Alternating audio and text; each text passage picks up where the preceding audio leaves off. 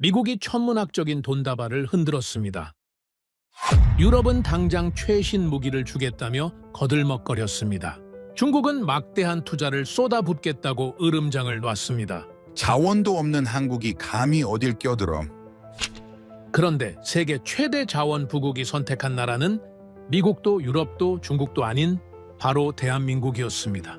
강대국들은 문제가 생기면 변호사를 불렀습니다.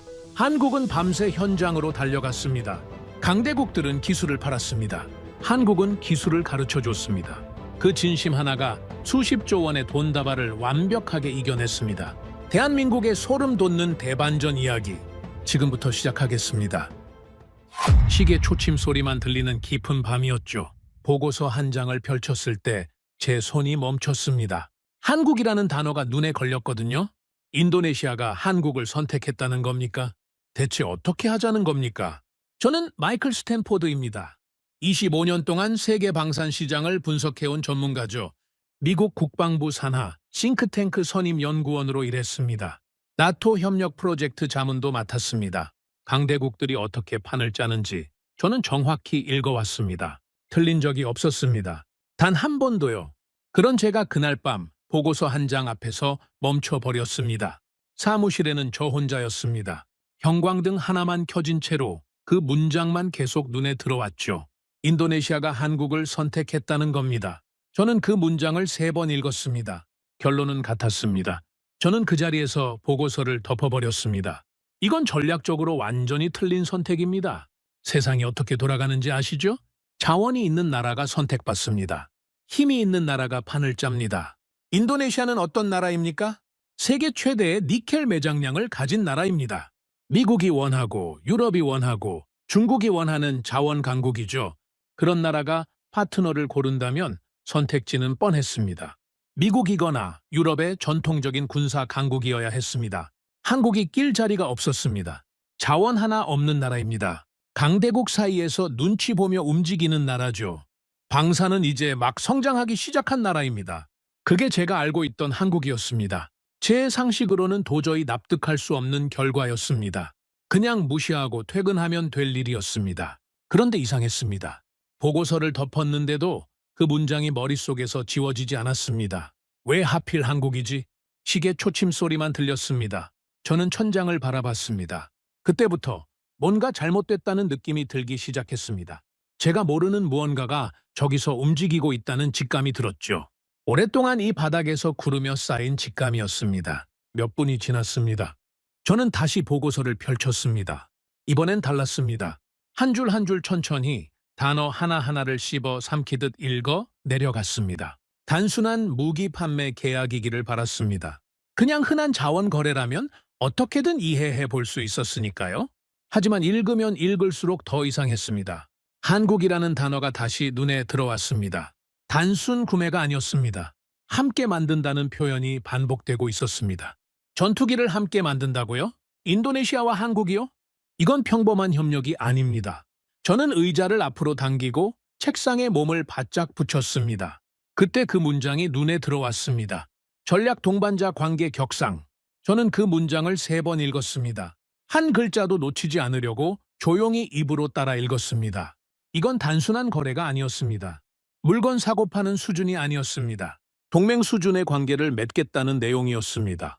인도네시아가 한국을 그 자리까지 끌어올리겠다는 겁니까? 손끝이 차가워졌습니다. 이 정도 표현은 가볍게 쓰지 않습니다. 외교와 방산의 세계에서 문장 하나는 수십 년을 묶어버리는 족쇄가 됩니다. 왜 하필 한국이지? 왜 지금이지? 무엇을 보고 저런 표현을 공식 문서에 넣었을까요? 시계는 새벽 2시를 넘어가고 있었습니다. 저는 보고서를 덮었다가 다시 펼쳤습니다. 머리를 한번 천천히 쓸어내렸습니다. 이건 제가 알고 있던 판이 아닙니다. 단 한 번도 흔들린 적 없던 제 확신이 그날 밤 처음으로 금이 가기 시작했습니다. 그리고 저는 알았습니다. 이 질문에 답을 찾기 전까지 저는 이 보고서를 잊을 수 없다는 걸요. 그 선택에는 제가 아직 모르는 치명적인 무언가가 있었습니다. 다음 날 아침이었습니다. 저는 커피 한 잔을 들고 창가에 섰습니다. 밤새 머릿속을 떠나지 않던 그 질문이 아직도 맴돌고 있었죠. 왜 하필 한국이지? 저는 눈을 감고 기억을 거슬러 올라갔습니다. 제가 처음 한국을 분석 대상으로 올려놓았던 그 시절을 떠올려 봤습니다. 예전에는 말이죠. 한국이라는 나라를 떠올리면 저는 한 가지부터 생각했습니다. 도움받던 나라였습니다. 전쟁이 끝나고 폐허 위에서 다시 일어선 나라였죠. 흑백 사진 속에서 피땀 흘려 공장을 돌리던 나라였습니다. 그 시절을 기억하십니까? 살아남기 위해 젊은이들을 밖으로 보내야만 했습니다. 독일의 캄캄하고 깊은 지하 갱도로 사람을 보냈습니다. 중동의 펄펄 끓는 사막에서 피땀을 흘려야만 했죠. 미국의 지원이 없었다면 버티기 어려웠을 나라였습니다. 오직 사람의 맨몸과 뼈를 깎는 성실함 하나로 버티던 나라였습니다. 자원 하나 없는 나라였습니다. 산은 많은데 그 안에 꺼낼 게 없는 나라였습니다. 다른 나라들이 땅을 파면 석유가 나오고 가스가 나오는데 한국은 아무것도 나오지 않았습니다. 그래서 늘 밖을 바라봐야 했습니다. 남들이 가진 것을 사와야만 하는 나라였습니다. 세상은 냉정합니다. 자원이 없으면 협상 테이블에 앉을 자격조차 주어지지 않습니다. 강대국들이 움직이는 방식을 아십니까? 그들은 먼저 지도를 펼칩니다. 어디에 석유가 있는지, 어디에 가스가 있는지, 어디에 광물이 묻혀 있는지를 먼저 봅니다. 색을 칠합니다. 여기는 석유, 여기는 가스, 여기는 니켈. 그 다음에 그 나라와 관계를 맺습니다. 자원이 없는 나라는 그 지도에 표시조차 되지 않습니다. 한국은 그 지도에 없던 나라였습니다. 그러니 선택받을 이유가 없었죠. 그때 한국이 할 수 있는 건 딱 하나였습니다. 열심히 만들어서 파는 것, 손재주 하나, 성실함 하나로 버티는 것. 하지만 그게 전부였습니다. 저는 그걸 당연하게 봤습니다. 이제 인도네시아 이야기를 해보겠습니다. 인도네시아는 완전히 다른 나라입니다. 땅 아래에 세계가 탐내는 것들이 가득 묻혀 있습니다. 니켈이 있습니다. 전기차 배터리를 만들려면 반드시 필요한 광물이죠. 지금 전 세계가 전기차로 넘어가고 있습니다. 그 배터리 안에 들어가는 니켈의 절반 가까이가 인도네시아 땅에서 나옵니다. 천연가스도 있습니다. 에너지가 필요한 나라들이 줄을 서서 기다리는 자원이죠. 인구는 2억 7천만 명입니다. 동남아시아 전체에서 가장 큰 시장입니다. 이 나라와 손을 잡으면 자원도 얻고 시장도 얻습니다. 그래서 강대국들이 이 나라를 두고 치열하게 경쟁해 왔습니다. 미국이 공을 들였습니다. 중국이 막대한 투자를 쏟아부었습니다. 유럽의 오래된 군사 강국들도 줄을 섰습니다. 누구나 탐내는 나라였습니다. 그 누구나 탐내는 나라가 모두를 제치고 한국을 선택했다는 겁니까? 저는 그 순간 솔직히 말씀드리겠습니다. 황당했습니다. 도저히 납득할 수 없었습니다. 한국이 선택받을 수 있는 조건이 무엇인지 다시 따져봤습니다. 자원이 있습니까? 없습니다. 군사력이 압도적입니까? 그렇지 않습니다. 오랜 외교 관계가 있습니까? 특별히 깊은 관계도 아니었습니다. 하나씩 따져볼수록 답이 나오지 않았습니다. 한국이 선택될 이유가 없었습니다. 그래서 저는 더 이해할 수 없었습니다. 자원도 없고 특별한 군사적 배경도 없고 지리적으로 딱 붙어있는 것도 아닌 나라가 선택을 받았습니다. 그것도 전략 동반자라는 표현까지 붙여서 말이죠. 저는 책상으로 돌아와 보고서를 다시 펼쳤습니다. 뭔가 있습니다. 제가 아직 보지 못한 무언가가 분명히 있습니다. 저도 처음 보는 흐름이 여기서 시작되고 있었습니다. 그런데 왜 한국이었을까요? 그 답을 찾기 위해 저는 한국이 그동안 무엇을 해왔는지를 처음부터 다시 들여다보기 시작했습니다. 그리고 그때부터 뭔가 달라 보이기 시작했습니다. 저는 지난 10년치 자료를 전부 뽑아봤습니다. 한국이 인도네시아에서 도대체 뭘 하고 있었는지 알아야 했거든요. 처음에는 별 기대 없이 서류를 넘겼습니다. 그런데 페이지를 넘길수록 제 표정이 굳어지기 시작했습니다. 그때부터 조금씩 보이기 시작했습니다. 한국 기업들이 이미 들어와 있었습니다. 그냥 물건 몇 개 팔고 나가는 수준이 아니었습니다. 그들은 조용히 자리를 잡고 있었습니다. 처음에는 작은 흔적들이었습니다. 공장 하나, 계약 하나, 투자 하나. 별것 아닌 것처럼 보였죠. 그런데 계속 읽다 보니 이상했습니다. 여기저기서 한국 이름이 올라오고 있었습니다. 마치 아무도 모르게 뿌리를 내리듯이 말이죠. 생각해 보십시오. 강대국들이 인도네시아에 들어갈 때는 어떻게 합니까? 요란합니다. 대통령이 직접 방문하고 언론이 대대적으로 보도하고 수십억 달러 투자 계약을 발표합니다. 화려한 회의실에서 악수하고 사진 찍고 떠들썩하게 합니다. 하지만 한국은 완전히 달랐습니다. 인도네시아 밀림 한가운데 공장을 세우고 있었습니다. 현지 사람들과 똑같이 작업복을 입고 땀을 흘렸죠. 비가 쏟아지는 진흙탕 속에서도 굴착기를 돌렸습니다. 다른 나라 엔지니어들이 에어컨 나오는 사무실에 앉아 지시만 내릴 때였습니다. 서방 기업 임원들이 자카르타의 최고급 호텔에서 와인을 마실 때 말이죠. 한국의 현장 소장들은 흙바닥에 앉아 현지 노동자들과 같이 도시락을 먹었습니다. 한국 엔지니어들은 현장에서 직접 기름때를 묻혀가며 일했습니다. 저는 현지 언론 기사를 찾아봤습니다. 인도네시아 사람들이 한국 기업을 부르는 말이 있었습니다. 약속을 지키는 사람들. 저는 그 말에서 멈췄습니다. 돈으로는 절대 살 수 없는 평가였습니다. 생각보다 깊이 들어와 있었습니다. 여기서 결정적인 차이가 나타납니다. 다른 강대국들은 어떻게 했습니까? 돈다발을 흔들며 자원을 요구했습니다. 우리가 막대한 돈을 줄 테니 너희 땅에 있는 니켈을 내놓으라는 식이었죠. 하지만 한국은 달랐습니다. 단순한 돈이 아니었습니다. 기술이었습니다. 공장을 지어주고 스스로 일어설 수 있도록 가르쳐 줬습니다. 전기차 배터리 만드는 법, 자동차 조립하는 법, 그 귀한 노하우를 직접 손으로 가르쳐 줬습니다. 단순히 두꺼운 설명서 하나 던져주고 끝낸 게 아닙니다. 직접 손을 맞잡고 용접하는 법을 가르쳤습니다. 밤을 새워가며 기계 다루는 노하우를 전수했죠. 다른 강대국들은 절대 하지 않는 방식이었습니다. 기술을 주면 나중에 경쟁자가 될까봐 두려워하니까요. 하지만 한국은 달랐습니다. 밑바닥부터 함께 땀 흘리며 신뢰를 쌓아 올렸습니다. 저는 서류를 내려놓고 안경을 벗었습니다. 재료는 인도네시아, 기술은 한국. 둘이 만나면 하나의 완성된 구조가 됩니다. 이 관계가 그동안 조용히 쌓이고 있었던 겁니다. 작은 성공들이 모여 거대한 흐름을 만들고 있었습니다.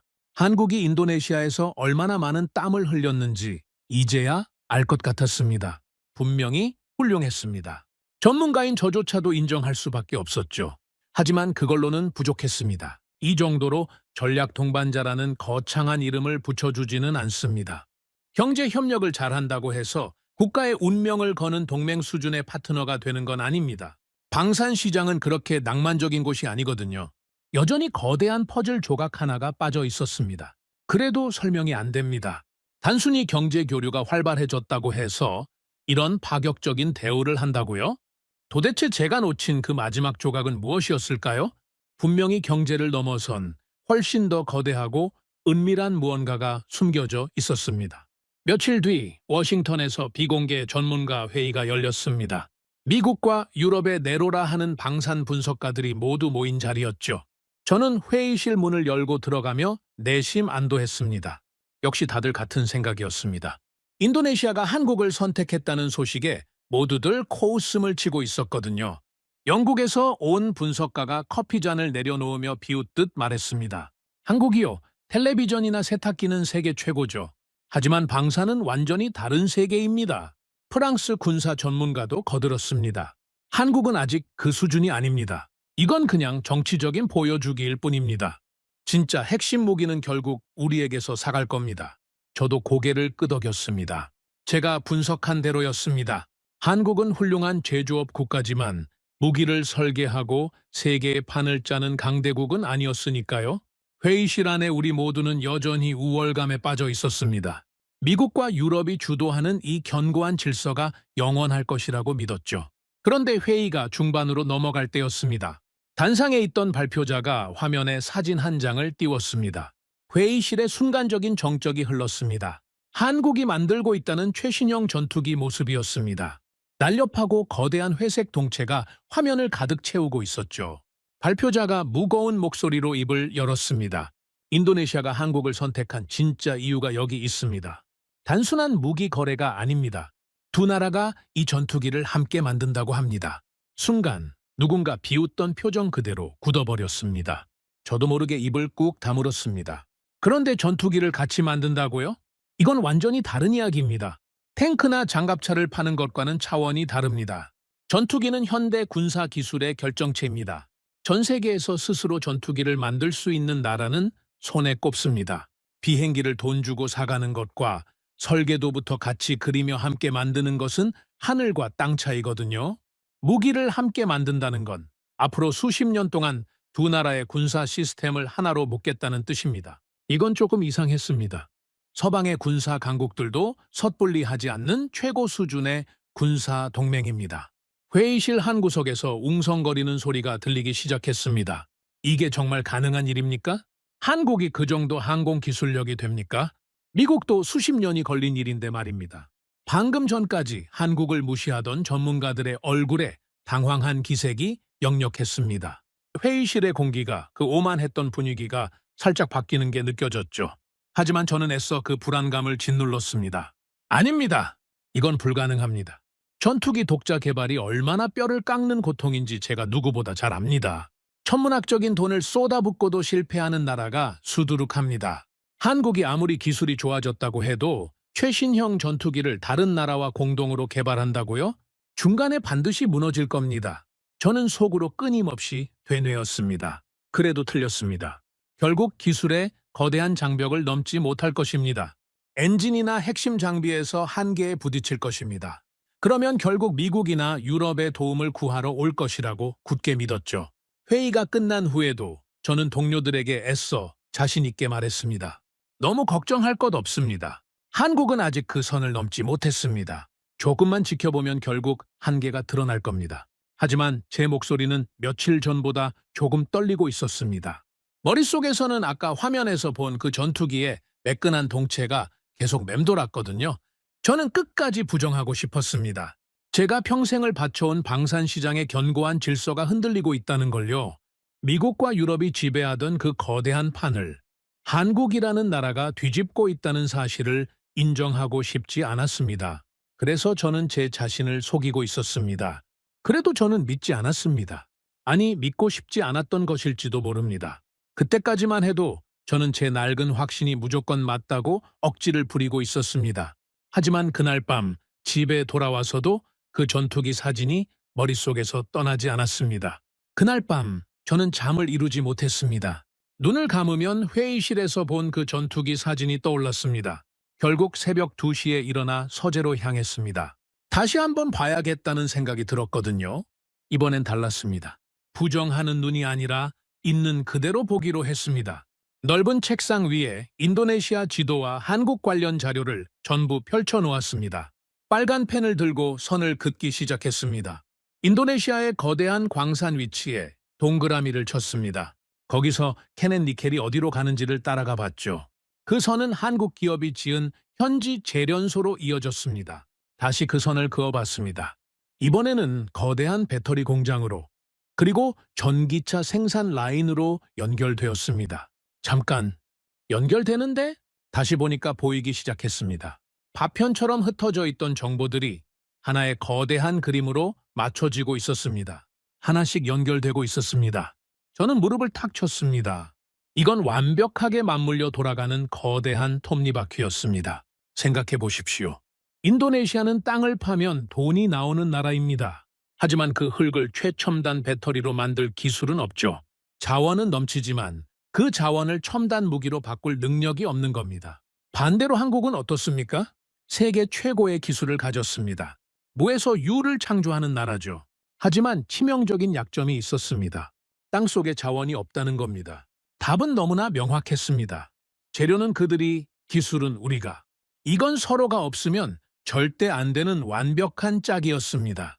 저는 급히 투자 흐름을 추적해봤습니다. 수십억 달러의 돈이 움직이고 있었습니다. 당이 투자가 아니었습니다. 10년, 20년을 내다보는 거대한 인프라 구축이었죠.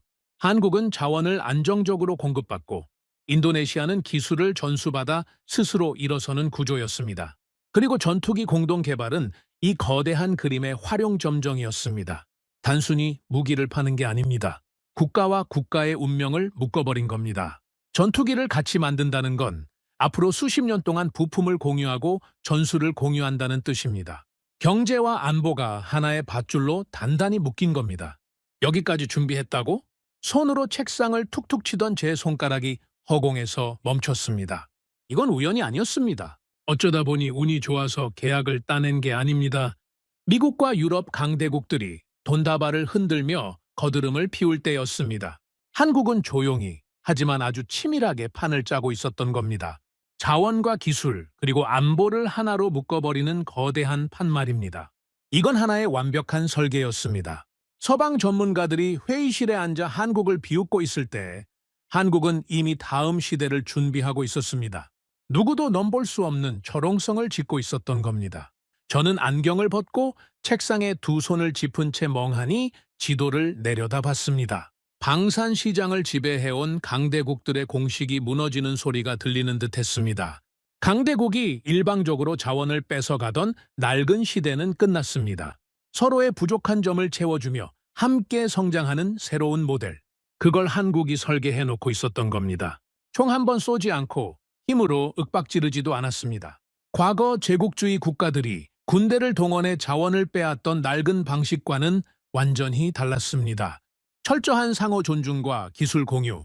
이것이 바로 콧대 높은 서방 세계가 상상조차 못했던 한국만의 무서운 무기였던 겁니다. 그때부터 제 생각이 바뀌기 시작했습니다. 하지만 솔직히 말씀드리겠습니다. 아직도 마음 한구석에서는 의심이 남아 있었습니다. 이렇게 완벽한 설계라면 주변 강대국들이 가만히 두고 보지는 않을 겁니다. 과연 한국이 그것의 압박을 버텨낼 수 있을까요? 이 아름다운 설계가 현실의 냉혹한 벽에 부딪혀 무너지지는 않을까요? 저는 아직 확신할 수 없었습니다. 역시 그들이 가만히 있을 리 없었습니다. 이건 쉽게 끝날 일이 아니었습니다. 며칠 뒤 워싱턴의 긴급 회의에 불려갔습니다. 회의실 공기가 완전히 달라져 있었습니다. 더 이상 한국을 비웃는 농담은 들리지 않았습니다. 대신 거대한 위기감이 감돌고 있었죠. 대형 화면에는 빨간색으로 표시된 인도네시아 지도가 떠 있었습니다. 한 고위 관계자가 차갑게 한마디를 던졌습니다. 인도네시아가 저렇게 한쪽으로 쏠리게 둘 수는 없다는 것이었습니다. 그때부터 강대국들의 무자비한 견제가 시작됐습니다.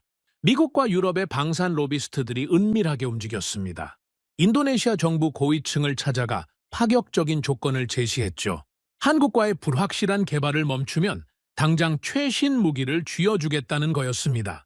겉으로는 협력 제안이었지만 속은 철저한 흔들기였습니다. 한국의 기술력을 끊임없이 의심하게 만들며 이간질을 시도했습니다. 미국과 유럽의 압박은 상상을 초월했습니다. 단순히 돈만 흔든 게 아닙니다. 아주 교묘하고 치사하게 목을 조여왔죠. 인도네시아 정부에 은밀한 경고를 보냈습니다. 한국과 전투기 개발을 계속하면 기존 무기들의 핵심 부품 공급을 끊어버리겠다는 협박이었습니다. 부품을 끊는다는 건 인도네시아 군대의 손발을 묶어버리겠다는 뜻이었죠. 서방 언론들을 동원해 가짜 뉴스도 쏟아냈습니다. 한국 전투기는 결함투성이다. 인도네시아는 호구가 되고 있다. 매일 이런 악의적인 기사들이 나왔습니다. 인도네시아 내부에서도 당연히 동요가 일어났죠. 이러다 미국한테 찍히는 거 아니냐. 그냥 안전하게 유럽 무기를 사자는 목소리가 커졌습니다. 거대 방산 기업들은 최고급 로비스트들을 자카르타로 급파했습니다. 매일 밤 호텔에서 비밀 회동이 열렸고 천문학적인 돈이 오갔습니다. 제가 오랫동안 본 방산 시장은 늘 이런 식이었습니다. 아무리 굳은 결의를 한 나라도 강대국들의 전방위 폭격 앞에서는 결국 무릎을 꿇었습니다. 한국에게는 정말 피말리는 시간들이었습니다. 설상가상으로 악재가 겹쳤습니다. 전투기 개발 과정에서 기술적 난관들이 터져 나왔습니다. 엔진 성능 문제, 항공전자 장비 조율, 두 나라 군사 규격의 차이, 하나하나가 수년씩 걸리는 거대한 과제들이었습니다. 일정이 지연될 수 있다는 소문이 돌기 시작했습니다. 그러자 방산시장의 오랜 포식자들이 본격적으로 이빨을 드러냈습니다. 천문학적인 돈다발을 흔들며 인도네시아를 회유하고 협박했습니다. 당장 눈앞에 확실한 이익을 안겨줄 테니 한국과의 거창한 동맹은 여기서 끝내라는 압박이었죠. 회유와 협박이 물밑에서 치열하게 오갔습니다. 곧바로 진짜 위기 상황이 닥쳤습니다. 전투기 공동개발 분담금이 연체되었다는 뉴스가 터졌습니다. 인도네시아 내부에서 한국과의 협력을 재검토해야 한다는 목소리가 나온다는 소문도 돌았습니다.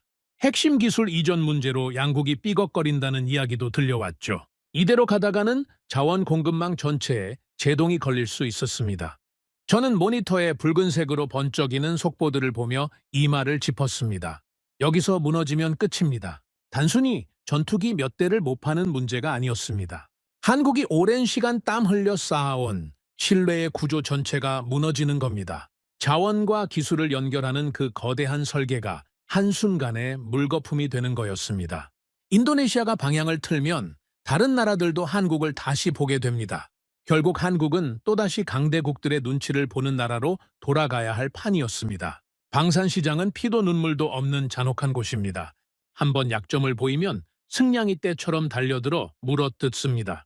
한국이 무너지기를 간절히 기다리는 세력이 너무나 많았습니다. 서방 동료들은 다시 거들먹거리며 한국의 실패를 기정사실화하고 있었습니다.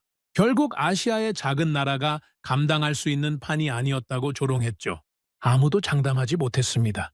모든 게 걸려 있었습니다. 한국의 땀방울이 만들어낸 신뢰가 이길 것인가? 아니면 전통적인 강대국들의 거대한 자본과 권력이 이길 것인가? 저는 솔직히 말씀드리겠습니다. 이번만큼은 한국이 버텨낼 수 있을지 확신이 서지 않았습니다. 국가는 결국 눈앞의 거대한 이익을 따라가기 마련입니다. 냉혹한 국제 정치판에서는 당장 눈앞에 흔들리는 수십억 달러가 더 힘이 셉니다. 이대로 끝날 수도 있었습니다. 다음 선택이 두 나라의 운명을 완전히 좌우할 참이었습니다. 결정의 시간이 시시각각 다가오고 있었습니다. 저는 숨을 죽이고 두 손을 꽉 쥔 채 인도네시아의 공식 발표만 기다렸습니다. 이제 결정의 순간입니다. 저는 솔직히 말씀드리겠습니다. 여기서 끝이라고 생각했습니다. 아무리 한국이 현장에서 땀을 흘렸어도 강대국들의 거대한 자본과 압박을 이겨낼 수는 없다고 봤습니다. 제 방산 분석가 인생에서 그런 기적은 단 한 번도 일어난 적이 없었으니까요. 그날 아침 워싱턴의 제 사무실 밖에서는 서방 동료들이 이미 축배를 들 준비를 하고 있었습니다. 결국 인도네시아가 한국을 버릴 것이다. 우리가 내민 수십억 달러 조건에 넘어올 수밖에 없다. 다들 그렇게 확신하며 낄낄거리고 있었죠. 저 역시 무거운 마음으로 모니터만 뚫어져라 쳐다보고 있었습니다.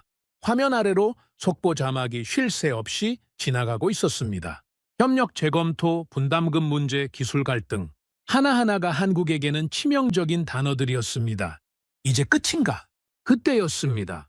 화면이 갑자기 바뀌었습니다. 인도네시아 국방부 긴급 기자회견. 제 손이 잠시 멈췄습니다. 드디어 결론이 나는구나. 저는 숨을 죽이고 화면에 집중했습니다. 인도네시아 고위 관계자가 마이크 앞에 섰습니다. 그리고 통역을 통해 전달된 그 첫 문장을 저는 평생 잊지 못할 겁니다. 인도네시아는 한국과의 전투기 공동 개발을 계속 진행합니다. 저는 제 귀를 의심했습니다. 유지한다고?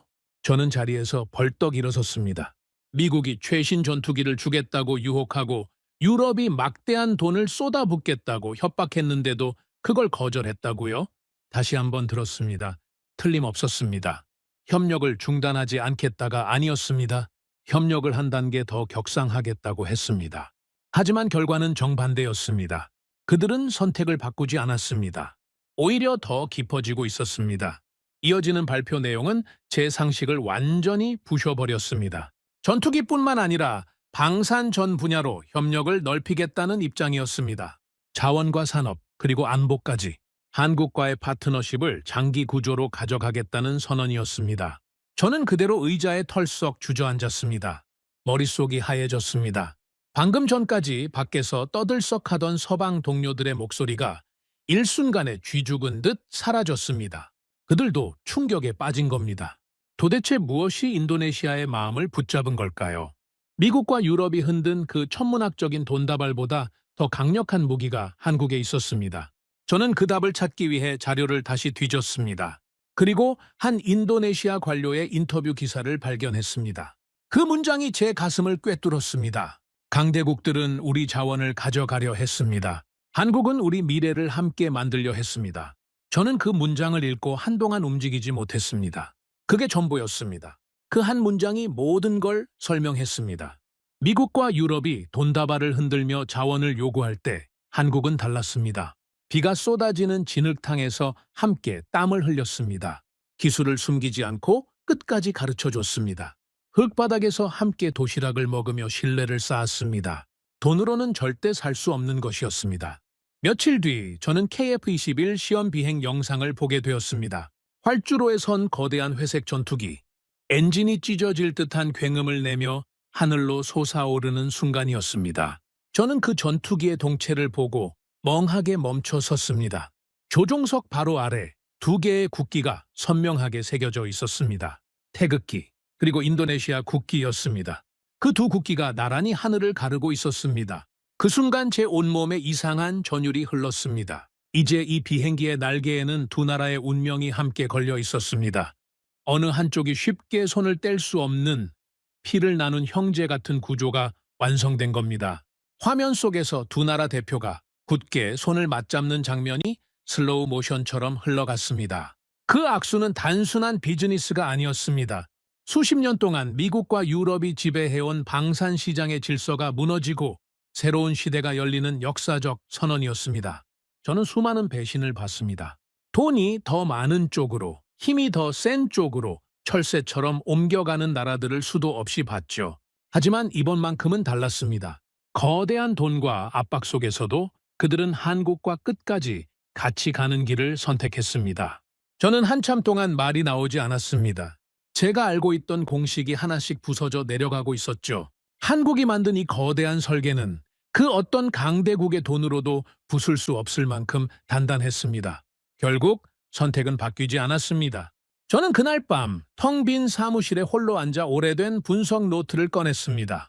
수십 년간 제가 믿어왔던 공식들이 빼곡히 적힌 노트였습니다. 국가는 결국 이익으로 움직인다. 자원이 있는 나라가 선택받는다. 강대국이 판을 짠다. 저는 그 문장들을 한참 동안 바라봤습니다. 그리고 천천히 노트를 덮었습니다. 제가 틀렸습니다.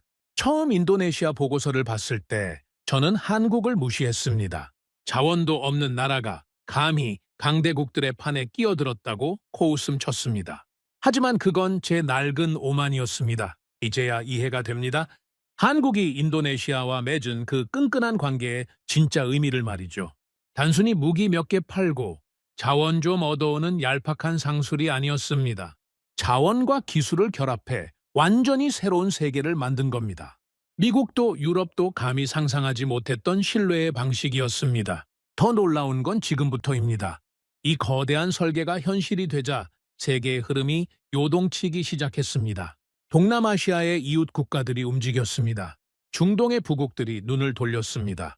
심지어 동유럽의 국가들까지 한국을 향해 손을 내밀기 시작했습니다. 수십 년 동안 강대국들의 갑질과 횡포에 지친 나라들이 이제 한국의 방식을 원하고 있습니다. 우리도 인도네시아처럼 한국과 손을 잡고 싶다는 겁니다. 세계가 한국을 찾고 있습니다. 미국과 유럽의 거대 군수 기업들은 지금 비상이 걸렸습니다. 수십 년 동안 자신들이 독점하던 시장이 무너지고 있으니까요.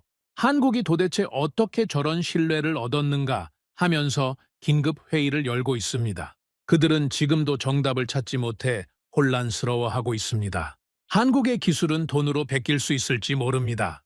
하지만 한국이 현장에서 보여준 그 진심과 땀방울은 결코 흉내내지 못할 겁니다. 저는 압니다. 그건 돈으로 살 수 없는 수십 년의 피땀이 만든 결과라는 것을요. 한국은 이미 다른 단계에 있었습니다. 저는 눈을 감고 과거 한국의 모습을 떠올려 봅니다. 자원이 없어서 돈이 없어서 서러움을 겪어야 했던 시절, 독일의 캄캄하고 깊은 지하 갱도에서 가족을 위해 석탄을 캐던 광부들, 중동의 펄펄 끓는 사막에서 밤낮 없이 모래바람을 마시며 땀 흘리던 건설 노동자들, 이름 모를 밀림의 현장에서 진흙탕을 뒹굴며 기계를 돌리던 수많은 엔지니어들, 그 피땀 어린 시간들이 결코 헛되지 않았던 겁니다. 가난을 벗어나기 위해 이국 땅에서 흘렸던 그 눈물이 이제는 세계 최첨단 전투기를 하늘로 띄우는 강력한 엔진이 되었습니다. 그 시절 여러분이 흘린 눈물과 굳은 살 박인 손이 모여 지금의 이 거대한 대한민국을 만들었습니다. 아무것도 없던 맨 땅에서 오직 사람의 끈기와 진심 하나로 전 세계를 놀라게 한 겁니다. 이제는 아무도 한국을 무시하지 못합니다. 강대국들이 함부로 돈다발을 흔들며 윽박지를 수 있는 나라가 아닙니다. 선택받기 위해 애쓰며 밖을 서성이던 나라가 아닙니다. 세계가 먼저 줄을 서서 선택하는 진짜 중심 국가가 되었습니다. 저는 오늘 제 낡은 분석 노트를 영원히 덮기로 했습니다. 그리고 새로운 시대의 주인공을 향해 깊은 경의를 표합니다. 저는 오랫동안 세계의 흐름을 분석해왔습니다. 어떤 나라가 선택받고 어떤 나라가 밀려나는지 지켜봤죠. 하지만 이번만큼은 제 판단이 틀렸습니다. 한국은 더 이상 뒤를 쫓는 나라가 아니었습니다. 이제는 스스로 판을 만들고 세계가 그 선택을 따라가는 나라가 됐습니다. 저는 그 변화를 처음으로 인정합니다. 그리고 솔직히 말씀드리겠습니다. 경외감이 듭니다. 이제는 우리가 선택받는 나라입니다. 세계가 우리를 찾고 있습니다. 오늘 제가 전한 이 가슴 뜨거운 이야기는 단순한 방산협력 이야기가 아닙니다. 아무것도 없던 나라가 오직 사람의 힘과 진심 하나로 세계의 중심에 선 이야기입니다.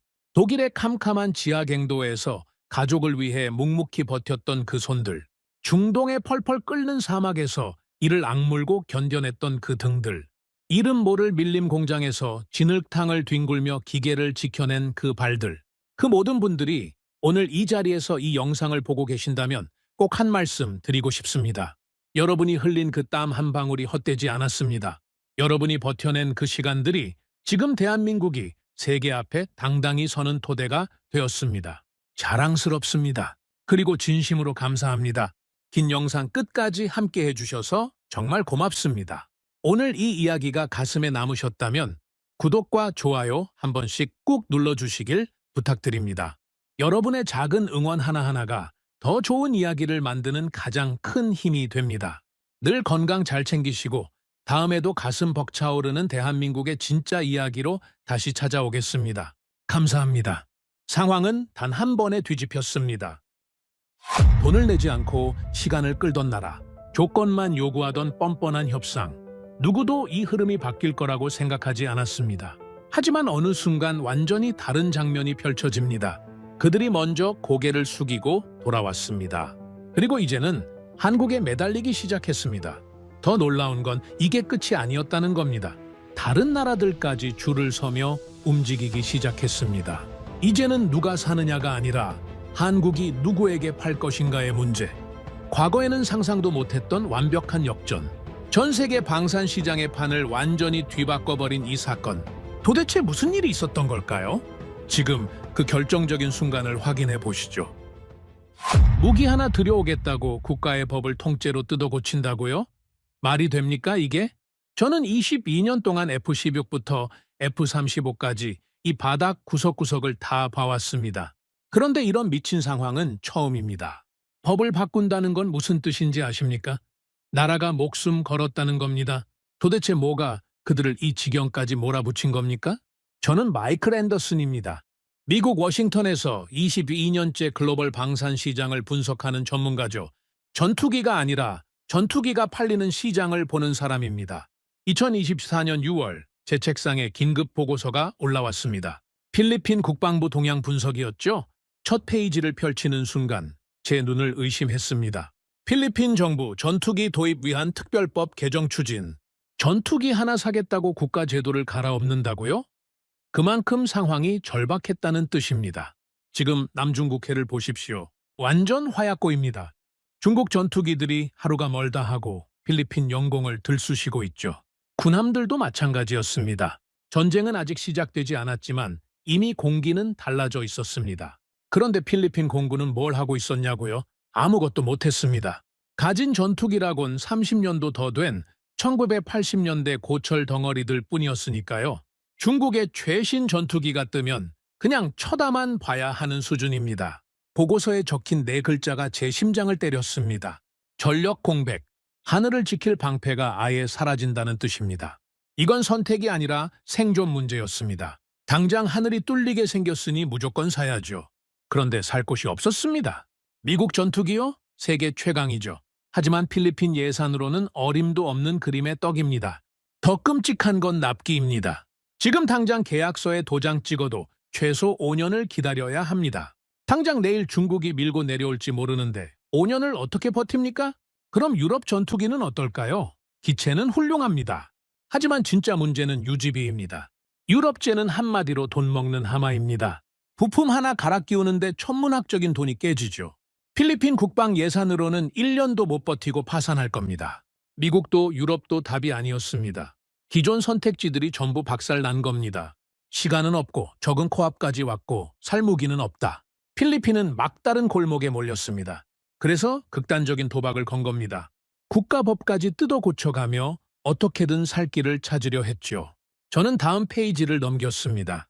그래서 도대체 어떤 기종을 선택했단 말인가? 당연히 미국이나 유럽의 중고 기체라도 끌어올 줄 알았습니다. 이 바닥 룰이 원래 그러니까요. 그런데 보고서 마지막 줄을 보고 저는 완전히 얼어붙었습니다. 후보 기종 한국산 차세대 전투기 KF-21 보라매. 그리고 그들이 선택한 건 예상 밖의 이름이었습니다. 한국이라고요? 아직 양산도 안 끝난 기체입니다. 실전 경험도 없는 신형 전투기죠. 나라의 명운이 걸린 이 절박한 상황에서 한국을 선택했다고요?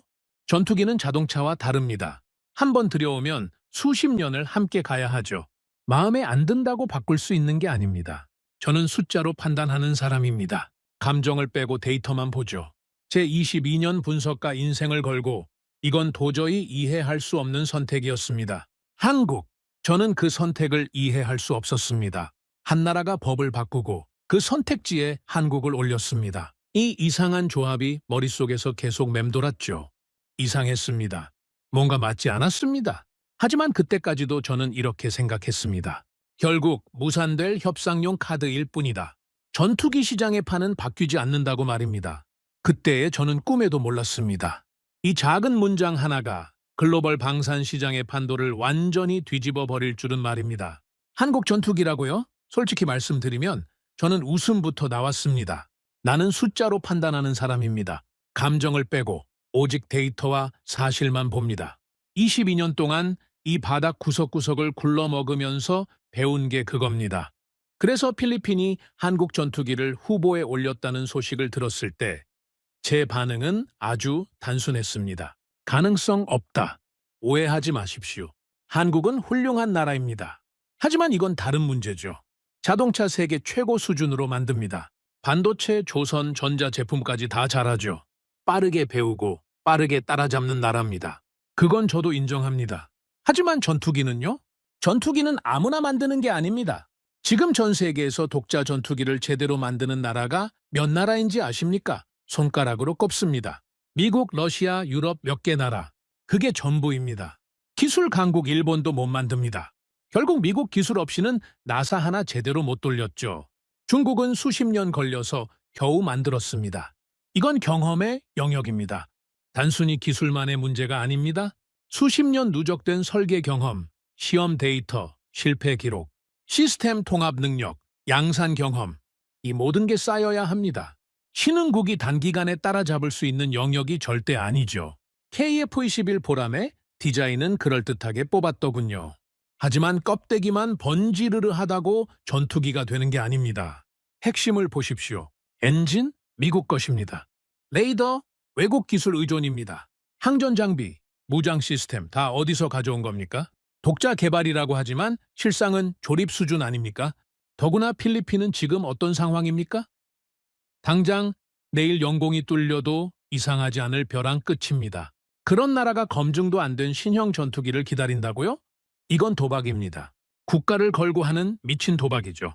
전투기는 한번 들여오면 최소 30년은 써야 합니다. 중간에 바꿀 수 없습니다. 정비체계, 훈련 시스템, 무장, 전부 그 기종에 맞춰지거든요. 만약 문제가 생기면, 성능이 기대에 못 미치면, 부품 공급이 끊기면 그때 가서 후회해도 늦습니다. 저는 제 분석팀 회의에서 단호하게 말했습니다.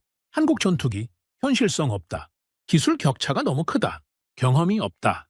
필리핀의 선택은 틀렸다. 필리핀의 선택은 틀렸다. 전투기 시장은 원래 이렇게 돌아갑니다. 미국과 유럽이 정상에 있고 나머지는 그저 구경꾼입니다. 이 구조는 절대 바뀌지 않습니다. 한국이 아무리 빠르게 성장했어도 전투기 시장에서만큼은 아직 멀었습니다. 넘을 수 없는 벽이 있거든요.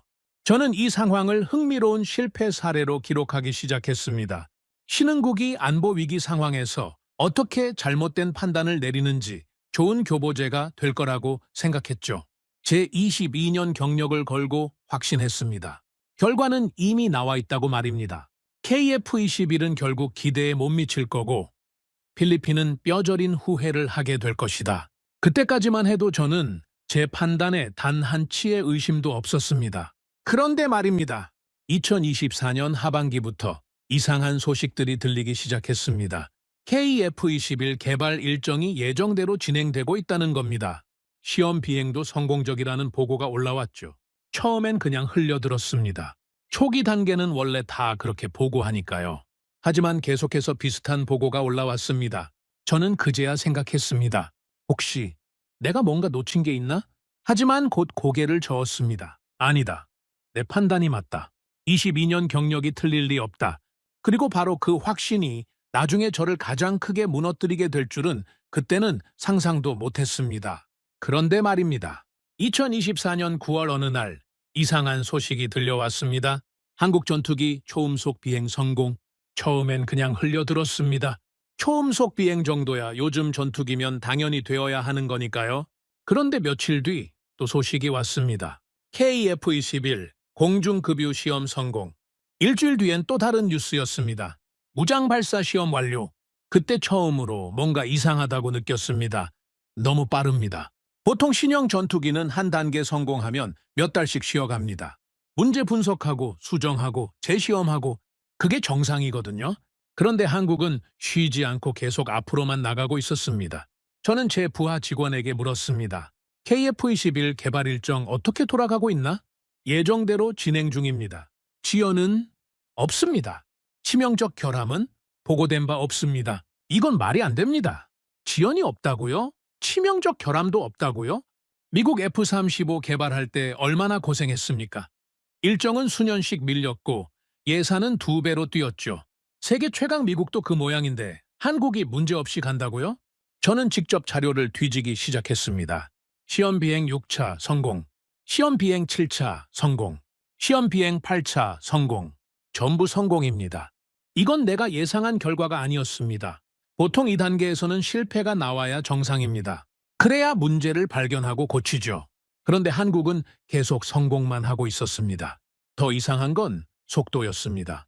한국의 개발 속도는 비정상적이었습니다. 한 달에 한 번씩 시험 비행을 해야 정상인데 한국은 2주에 한 번씩 날리고 있었습니다. 게다가 매번 성공이었죠. 이건 제가 22년 동안 본 적 없는 광경이었습니다. 저는 팀 회의를 소집했습니다. 다들 KF-21 상황 보고 있나? 젊은 분석가가 조심스럽게 말했습니다. 예, 솔직히 예상보다 훨씬 잘 되고 있습니다. 잘 되고 있다고? 제 목소리가 날카로워졌습니다. 아직 초기 단계야. 진짜 문제는 나중에 터진다고. 다른 팀원이 끼어들었습니다. 하지만 팀장님, 이 속도면 내년엔 양산 들어갈 수도 있습니다. 양산? 저는 코웃음을 쳤습니다. 꿈깨. 양산까지 가려면 최소 3년은 더 걸려. 그런데 그 젊은 분석가가 다시 입을 열었습니다. 팀장님, 만약 한국이 정말로 해낸다면요? 내 팀 일부는 이미 다른 결론을 내리고 있었습니다. 회의실이 조용해졌습니다. 저는 손을 들어 제지했습니다. 아직 아니야. 데이터 몇 개 좋게 나왔다고 성공이 보장되는 게 아니야. 하지만 운이야. 초반 운이 좋은 거라고. 이건 단순한 운이다. 제 목소리가 회의실에 울렸습니다. 팀원들이 저를 쳐다봤습니다. 저는 깨달았습니다. 제가 지금 화를 내고 있다는 걸요. 왜 화가 났을까요? 그날 밤 저는 혼자 남아 생각했습니다. 너무 빠르다. 한국은 멈추지 않고 계속 앞으로 나가고 있었습니다. 마치 이미 길을 알고 있는 것처럼, 마치 실패할 줄 모르는 것처럼 등골이 서늘해졌습니다. 설마 혼잣말이 나왔습니다. 설마 한국이 정말로 해낼 수 있을까? 하지만 나는 그걸 인정할 수 없었습니다. 제 22년 경력이 틀렸다는 걸 인정하는 순간 제가 믿어왔던 모든 게 무너질 것 같았거든요. 저는 스스로를 다독였습니다. 아니야, 불가능해. 분명 문제가 생길 거야. 신흥국은 원래 그렇게 되어 있어. 하지만 제 목소리는 떨리고 있었습니다. 그날 밤 저는 처음으로 불안을 느꼈습니다. 한국이 계속 성공하면 어떻게 되는 거지? 그 질문이 머릿속을 떠나지 않았습니다. 그리고 그 불안은 곧 현실이 될 예정이었습니다. 2024년 10월 어느 날 제가 기다리던 소식이 터졌습니다. KF-21 치명적 문제 발생. 저는 보고서를 펼치며 길게 한숨을 내쉬었습니다. 드디어 왔구나. 그동안 저를 괴롭히던 불안감이 싹 가시는 기분이었죠. 결국 문제는 처음과 같았습니다. 기술이었습니다. 에이서 레이데오. 전투기의 눈이자 심장이라고 불리는 가장 핵심적인 장비였습니다. 이 기술은 전 세계에서 극소수 국가만 쥐고 있습니다. 미국, 유럽 일부, 이스라엘 정도죠. 절대 남에게 안 주는 1급 기밀입니다. 한국은 처음에 미국한테 돈 주고 사려고 했습니다. 하지만 미국이 단칼에 거절했죠. 그래서 한국이 직접 만들겠다고 나선 겁니다. 제가 처음부터 콧방귀를 꼈던 이유가 바로 이거였습니다. 전투기의 심장, 그걸 넘지 못하면 끝입니다. 아무리 다른 부분이 뛰어나도 핵심 기술이 없으면 독자 전투기가 아닙니다. 껍데기만 번지르르한 반제품일 뿐이죠. 보고서를 읽어 내려갈수록 상황은 처참했습니다. 테스트할 때마다 오류가 터졌습니다.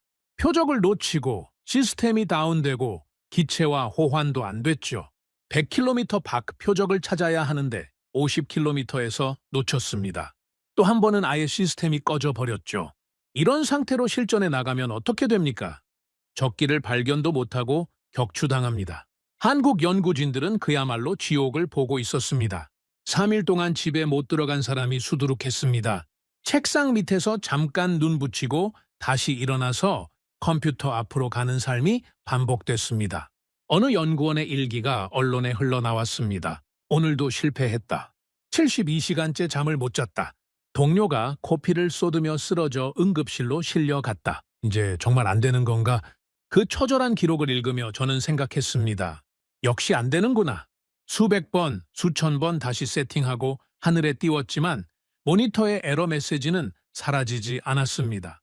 실패, 실패, 또 실패. 시간은 그들을 기다려주지 않았습니다. 일정은 이미 턱 밑까지 쫓아왔습니다. 2026년 양산 목표인데 지금이 2024년 하반기입니다. 1년 남짓밖에 안 남았죠. 에이사 레이더 문제를 1년 안에 해결한다고요. 미국도 수십 년 걸린 걸? 불가능합니다. 여기서 시간이 더 지체되면 전체 프로젝트가 중단될 위기였습니다. 수조 원에 달하는 국민들의 세금이 허공으로 날아갈 판이었죠. 외부 평가도 싸늘하게 식어갔습니다. 한국의 무모한 도전, 결국 한계에 부딪히다. 신흥국에겐 무리였다. 야심찬 도전이었으나 현실의 벽, 글로벌 방산 매체들이 앞다투어 부정적인 기사를 쏟아냈습니다. 미국 동료들은 저에게 이메일을 보내며 비웃었습니다. 마이클, 내 말이 맞았어. 한국은 조립까지만이야. 해외 전문가들도 입을 모아 말했습니다. 한국은 여기까지다. 저 역시 완벽하게 같은 생각이었습니다. 저는 필리핀 국방부에 보낼 최종 의견서를 작성하기 시작했습니다. 제목은 이렇게 정했습니다. KF-21 프로젝트 실패 사례 분석. 신흥국의 전투기 개발이 왜 실패하는지 완벽한 교보제가 될 거라고 생각했죠. 저는 키보드를 두드렸습니다. 한국은 훌륭한 제조 강국이다. 하지만 전투기는 다른 차원의 문제였다. 핵심 기술 없이는 결코 독자 전투기를 만들 수 없다. 나는 다시 확신했습니다. 이건 실패다. 모든 것이 제자리로 돌아오고 있었습니다. 미국과 유럽이 지배하는 원래의 시장 질서로 말입니다. 제22년 분석가 인생에서 이 바닥에 이변은 없다는 것을 다시 한번 확인하는 순간이었죠. 저는 홀가분한 마음으로 의견서 전송 버튼에 마우스를 올렸습니다. 한국의 무모한 도전은 이렇게 막을 내리려 하고 있었습니다. 이제 정말 끝이라고 생각했습니다. 전투기 시장의 판은 절대 바뀌지 않습니다. 미국과 유럽이 정상이고 나머지는 구경꾼입니다. 한국도 예외는 아니었죠. 저는 의견서를 최종 검토했습니다. 문장 하나하나가 완벽했습니다. 제22년 경력의 결정판이었습니다. 그런데 바로 그 순간 저는 꿈에도 몰랐습니다. 한국이 세계를 완전히 뒤집을 준비를 하고 있다는 사실을요. 5장? 마우스를 쥔 손이 허공에서 딱 멈췄습니다. 화면 구석에 뜬 긴급 뉴스 속보 한 줄 때문이었죠. 한국 에이사 레이더 국산화 성공. 그 소식을 들었을 때 저는 말을 잃었습니다. 뭐라고요? 성공? 국산화? 저는 커피잔을 놓쳤습니다. 뜨거운 커피가 바지에 쏟아졌지만 전혀 느껴지지 않았죠. 이건 불가능한데? 불과 며칠 전까지만 해도 에러 투성이던 바로 그 장비입니다. 미국도 수십 년 걸렸고 절대 남에게 기술 안 주는 그 레이더였죠. 한국이 스스로 해냈다고? 저는 황급히 기사를 클릭했습니다. 한국 방위산업체 72시간 불철주야 끝에 핵심 기술 돌파, 독자 개발 성공, 해외 의존 완전 탈피. 제 손이 떨렸습니다. 이건 부품 하나 새로 끼운 수준이 아닙니다. 에이사 레이더는 전투기의 진짜 눈이거든요. 이걸 맨 땅에 헤딩으로 만들어냈다는 건 세계 방산 지도를 뒤흔드는 대사건입니다. 10분 뒤 제 이메일로 시험 데이터가 날아왔습니다. 저는 숨을 죽이고 파일을 열었습니다. 이건 단순한 성공이 아니었습니다. 모든 수치가 기준선을 훌쩍 넘고 있었습니다. 심지어 일부 항목은 미국제 레이더와 맞먹는 수준이었죠. 수치가 거짓말을 하지 않았습니다. 어제까지만 해도 새빨간 에러 메시지 투성이던 그래프가 오늘은 하늘 높은 줄 모르고 위로 솟구쳐 있었습니다. 더 무서운 건 속도였습니다. 보통 이런 치명적 문제를 해결하려면 일정이 최소 1년은 밀려야 정상입니다. 그런데 한국은 단 하루도 일정을 미루지 않았습니다. 이건 글로벌 기준에서도 이례적이었습니다. 미국 F-35도 2단계에서 1년 넘게 고생했습니다. 그런데 한국은 마치 이미 정답을 알고 있었던 것처럼 술술 진행하고 있었습니다. 사무실이 발칵 뒤집혔습니다. 젊은 분석가가 방문을 벌컥 열고 들어왔습니다. 팀장님 보셨습니까? 한국이 기어코 해냈습니다. 사무실 밖에서는 누군가 박수를 치는 소리가 들렸습니다. 와, 저 나라 진짜 독종이네. 이 정도면 미국도 긴장해야 하는 거 아닙니까? 여기저기서 감탄사가 터져 나왔습니다. 뭔가 바뀌고 있었습니다. 얼마 전까지만 해도 한국을 비웃던 해외 전문가들이 태도를 싹 바꿨습니다. 기적 같은 일이다. 한국의 기술력을 완전히 다시 평가해야 한다. 하지만 저는 그 박수 소리에 동참할 수 없었습니다. 의자에 멍하니 앉아 허공만 바라봤죠. 내가 알고 있던 기준이 무너지고 있었습니다. 22년 동안 제가 쌓아온 모든 분석들이 흔들리고 있었습니다. 신흥국은 절대 핵심 기술의 벽을 넘을 수 없다. 이게 제 확신이었습니다. 그런데 한국은 그 벽을 박살내버렸습니다. 얼굴이 화끈거렸습니다. 화면 한쪽에 띄워둔 실패 분석 보고서가 저를 비웃는 것 같았죠. 내가 틀린 건가? 그 질문이 머릿속을 맴돌았습니다. 하지만 저는 마우스를 꽉 쥐었습니다. 아니야, 이건 운이 좋았을 뿐이다. 레이더 하나 성공했다고 전투기가 뚝딱 완성되는 건 아니잖아. 그날 밤 또 다른 소식이 들려왔습니다. KF-21 레이더 장착 후 초음속 비행 성공, 모든 시스템 정상 작동, 무장 통합 테스트 예정대로 진행, 연이어 터지는 성공 소식들이었습니다. 한국은 멈추지 않고 계속 앞으로 나아가고 있었습니다. 해외 언론도 완전히 바뀌었습니다. 한국 전투기, 예상 뒤엎고 빠른 진전, 독자 기술 확보로 수출 가능성 열려, 아시아 방산 시장에 새로운 강자 등장, 전 세계 방산 전문가들의 시선이 한국으로 쏠리기 시작했습니다. 그리고 그중 가장 불안한 사람이 바로 저였습니다. 저는 자리에서 벌떡 일어나 혼잣말을 중얼거렸습니다. 아직 아니야. 양산 단계 가면 분명 문제 생길 거야. 하지만 나는 아직 인정하지 않았습니다. 제가 완전히 틀렸다는 걸 인정하는 건 제 자존심이 절대 허락하지 않았거든요. 제 목소리는 점점 작아지고 있었습니다. 하지만 한국은 이미 다음 단계로 넘어가고 있었습니다. 그리고 그 다음에 벌어질 일들은 저를 완전히 무너뜨릴 예정이었습니다. 한국이라는 나라의 진짜 무서움, 불가능을 가능으로 만들어버리는 그 지독한 집념을 저는 이제 막 뼈저리게 느끼기 시작했으니까요. 그 다음 주 제 사무실로 긴급 전화가 걸려왔습니다. 마이클, CNN 생방송 나올 수 있나? CNN이라고요? 한국 전투기 관련해서 전문가 코멘트가 필요해. 저는 잠시 망설였습니다. 하지만 곧 생각했죠. 요와, 전 세계에 말해주지. 한국은 아직 이르다고. 방송국 스튜디오에 도착했습니다. 카메라 앞에 앉았죠? 22년 경력에 자신감이 넘쳤습니다. 진행자가 물었습니다. 앤더슨 씨, 한국의 KF-21이 연이어 시험에 성공하고 있습니다. 어떻게 보십니까? 저는 차분하게 대답했습니다. 초기 성공일 뿐입니다. 진짜 문제는 양산 단계에서 나타날 겁니다. 하지만 이미 필리핀이 관심을 보이고 있지 않습니까? 성급한 판단입니다. 아직 검증이 부족하죠. 바로 그 순간이었습니다.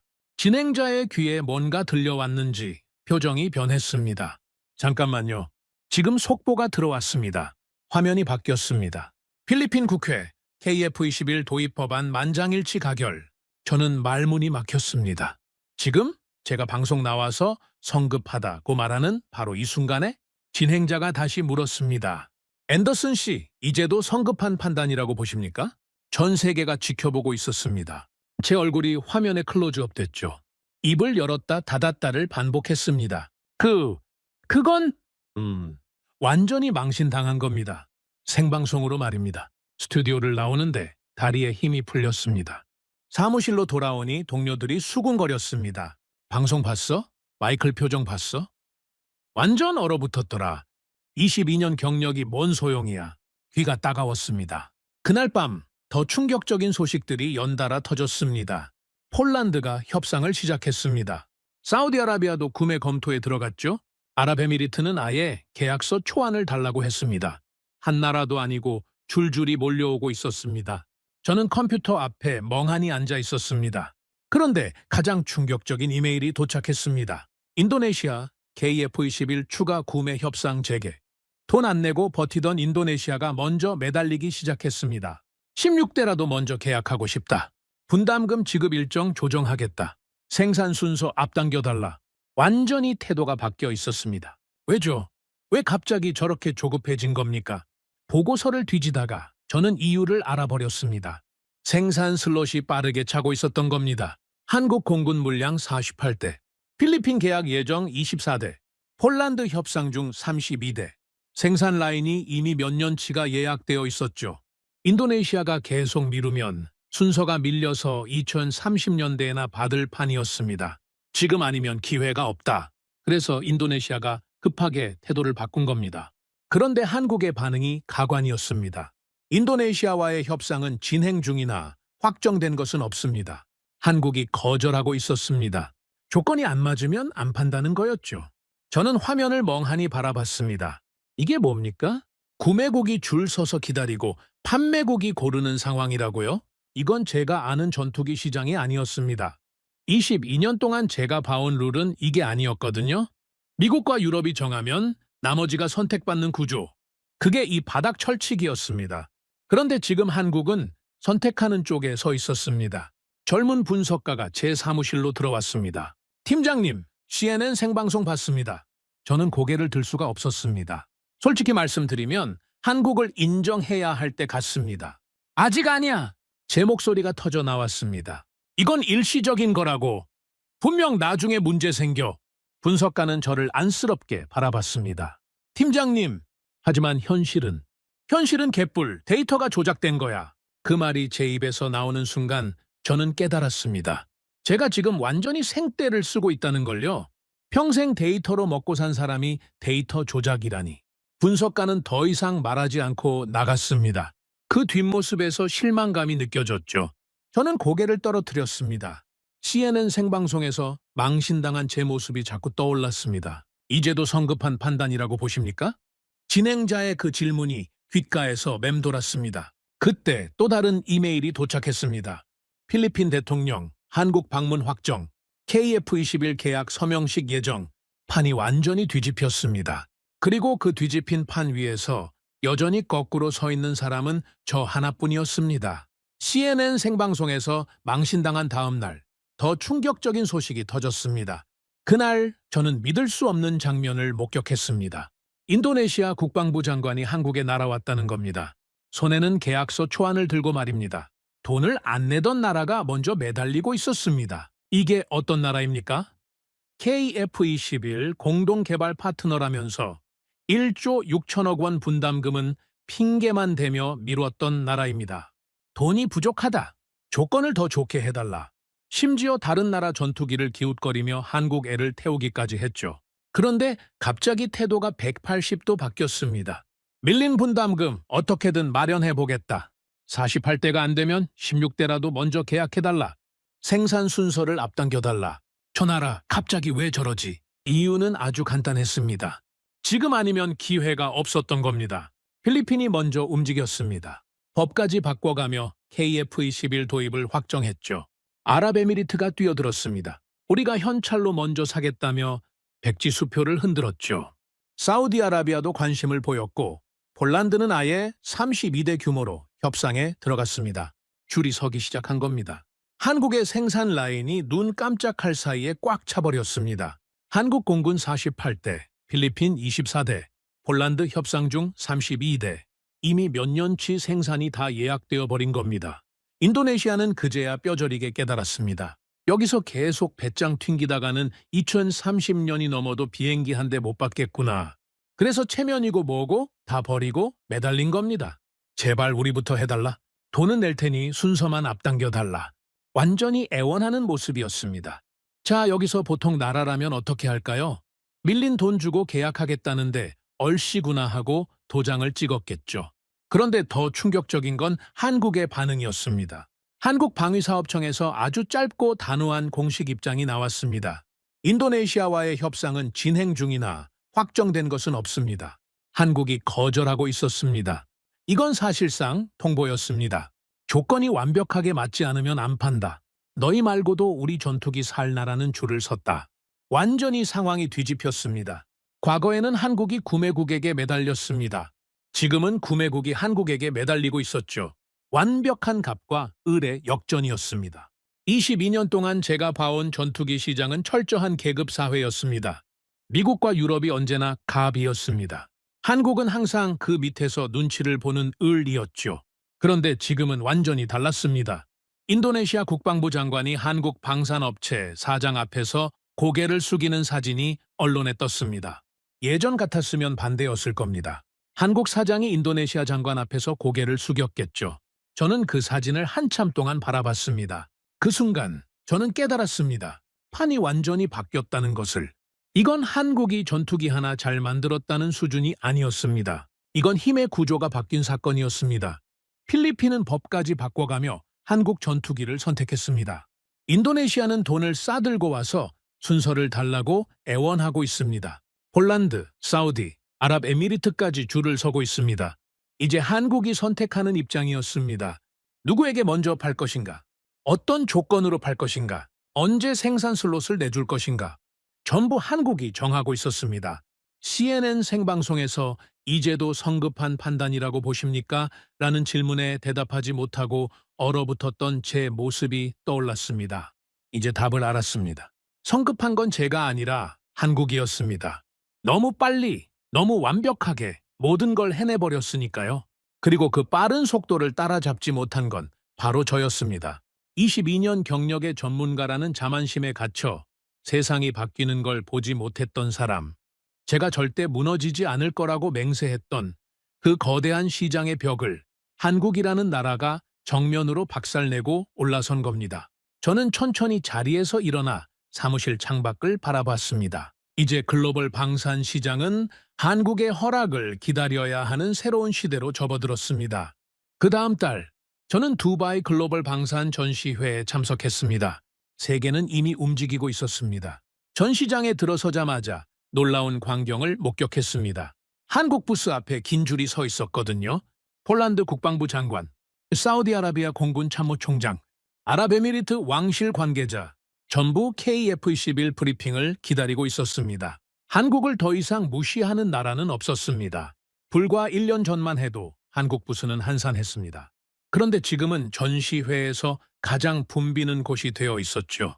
왜일까요? 기존 강자들의 한계가 드러나고 있었습니다. 미국 전투기는 최고 성능이지만 가격이 천문학적이고 납기가 너무 깁니다. 유럽 전투기는 훌륭하지만 유지비가 중소국 예산을 파탄냅니다. 그 사이에서 KF-21은 완벽한 해답이 되고 있었습니다. 가격은 미국의 절반, 유지비는 유럽보다 훨씬 낮음, 납기는 3년 이내, 성능은 현대전에 충분했습니다. 각국 국방부는 계산기를 두드렸습니다. 모든 걸 고려하면 KF-21이 최선의 선택이었습니다. 게다가 한국은 전투기만 파는 게 아니었습니다. 레이더, 미사일, 정비 시스템, 조종사 교육까지 패키지로 팔고 있었습니다. 이제는 선택이 아니라 경쟁이었습니다. 각국이 서로 먼저 계약하려고 경쟁했습니다. 생산 슬롯이 제한되어 있었기 때문입니다. 전투기를 산다는 건 한국을 선택한다는 의미였습니다. 저는 한국 부스 앞을 천천히 지나갔습니다. 한국 담당자가 각국 대표들에게 설명하고 있었습니다. 자신감 넘치는 목소리였죠. 저희 조건은 이렇습니다. 생산 슬롯은 이미 3년치가 찼습니다. 서두르시는 게 좋을 겁니다. 당당했습니다. 시장 자체가 바뀌고 있었습니다. 과거에는 미국과 유럽이 기준을 정했습니다. 이제는 한국이 새로운 기준이 되고 있었습니다. 가격 대비 성능, 빠른 납기, 안정적인 공급망. 이게 새로운 표준이 되었습니다. 이제 한국이 기준입니다. 나는 결국 인정할 수밖에 없었습니다. 저는 호텔 방으로 돌아와 노트북을 열었습니다. 나는 수많은 무기를 분석해왔습니다. F-16부터 F-35까지. 그리고 늘 같은 기준으로 판단했습니다. 기술, 가격, 성능. 하지만 한국은 그 세 가지를 넘어섰습니다. 그들은 포기하지 않았습니다. 끝까지 밀어붙였습니다. 결국 스스로 길을 만들었습니다. 이제 나는 압니다. 전투기를 만든다는 건 단순한 기술이 아닙니다. 그건 한 나라의 의지입니다. 실패를 두려워하지 않는 용기, 한계를 인정하지 않는 집념, 불가능을 가능으로 바꾸는 끈기. 그리고 지금 그 의지를 가장 강하게 증명한 나라가 있습니다. 대한민국입니다. 저는 보고서 제목을 이렇게 썼습니다. KF-21, 불가능을 현실로 만든 국가. 그리고 마지막 문장을 이렇게 적었습니다. 이들은 증명했다. 의지가 있다면 누구든 정상에 오를 수 있다는 것을. 저는 22년 동안 한국을 무시했습니다. 그리고 22년 동안 틀렸습니다. 세상을 바꾸는 건 거대한 자본도 오래된 경험도 아닙니다. 포기하지 않는 의지입니다. 한국은 그 의지로 전 세계를 놀라게 만들었습니다. 그리고 이제 전 세계가 한국 앞에 줄을 서고 있습니다. 글로벌 방산 시장은 이제 한국의 시대로 접어들었습니다. 그리고 저는 그 위대한 변화의 증인이 되었습니다. 긴 영상 끝까지 시청해 주셔서 진심으로 감사드립니다. 여러분이 느끼신 그 자부심이 on 바로 the success of its 대한민국의 T-50 진짜 FA-50 힘입니다. advanced jet. 좋아요와 구독 부탁드립니다.